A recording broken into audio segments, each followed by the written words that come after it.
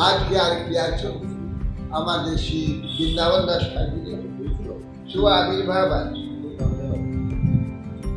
শ্রী বৃন্দাবন দাস ঠাকুর নারায়ণী নন্দন কি বৃহস্পতিবার আর শুক্রবার কি বৃহস্পতিবার শনিবার ভাবছো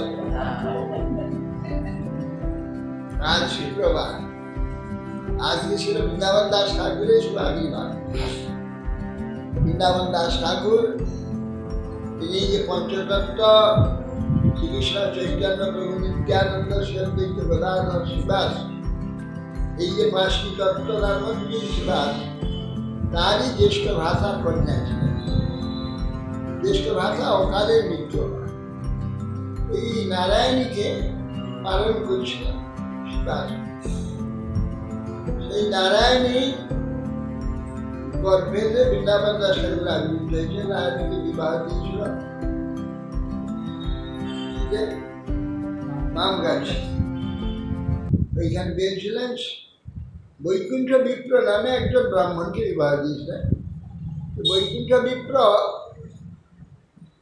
একটু অন্যরকম ছিল, কি পরমার্থের দিকে তার আকর্ষণ ছিল না, মহাপ্রভু নিত্যানন্দকে ভক্তি করত না, মানত না। সেই জন্য বৃন্দাবন সাহেব কোনদিন পিতার নাম করেননি, তার লেখনীতে পিতার কোনো পরিচয় নেই। অত আমরা কেউ ঠিক জানতে পারিনি।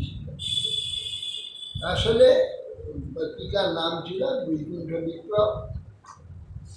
তো এই নারায়ণী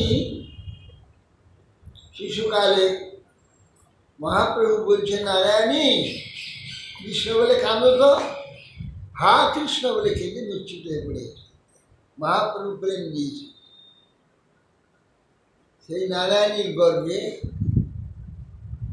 এই বৃন্দাবন দাস ঠাকুর হয়ে তিনি বড় হলে নিত্যানন্দ প্রভু শিষ্য হয়েছে। নিত্যানন্দ প্রভুর কৃপাতে ইচ্ছাতে নিত্যানন্দ প্রভুর চরিত্র তিনি লিখেছেন।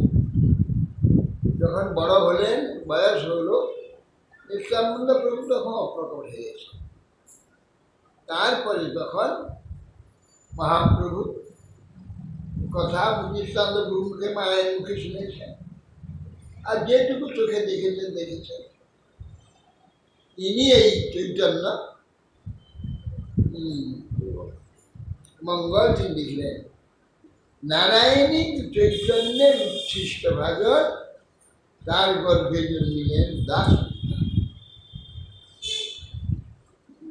নারায়ণ চৈতন্যের মহাপ্রভুর উচ্ছিষ্ট তাকে দিয়েছিলেন, প্রাপ্ত হয়েছেন। এই জন্য বৃন্দাবন দাস ঠাকুর মহাপ্রভুর পরম প্রিয় ছিলেন। নিত্যানন্দ প্রভুর কাছে তিনি দীক্ষা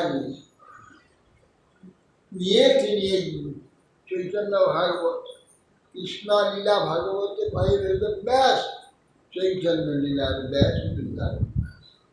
বৃন্দাবন নাশ করিল চৈতন্য মঙ্গল, যার শ্রবণে নাশে সর্বমঙ্গল। যাই হোক, সেই বৃন্দাবন দাস ঠাকুর আদি কবি চৈতন্য, তিনি এই চৈতন্য ভাগবত পরবর্তীকালে নাম হয়েছে। লোচন দাস ঠাকুর চৈতন্য মঙ্গল লিখেন। দুই মঙ্গল কোনটা কার বুঝতে পারা যাবে না, এই জন্যে ভক্তগণ চৈতন্য ভাগবত নাম দিয়েছে। শ্রী চৈতন্য ভাগবতে তিনি মহাপ্রভুর যে লীলাগুলি সব চিত্রিত করে দিয়েছে, যেগুলোকে আশ্রয় করে পরে অনেকে মহাপ্রভু লীলা বিস্তার করেছে। এই হচ্ছে মূল। উনি যদি না লিখতেন, মহাপ্রভু লীলা চরিত্র কেউ কিছু জানতে পারত, সব লুপ্ত হয়ে যেত। উনি জগতে প্রকাশ করে দিয়েছে। আদি ব্যাস বৃন্দাবন দাস ঠাকুর শ্রীমান মহাপ্রভু লীলার ব্যাস দশাবতার, সাক্ষাৎ দ্বৈপায়ন কৃষ্ণ দ্বৈপায়ন ব্যাসের অবতার ছিলেন শ্রী বৃন্দাবন দাস ঠাকুর। শ্রী চৈতন্য ভাগবতে শ্রীমান মহাপ্রভু চরিত্র সরলভাবে গণনা করছে। চৈতন্য ভাগবত যদি শুনে যবন, সেও নিশ্চয় হইবে সর্বোত্তম, সেও হইবে ভক্তোত্তম, উত্তম ভক্ত হয়ে যাবে।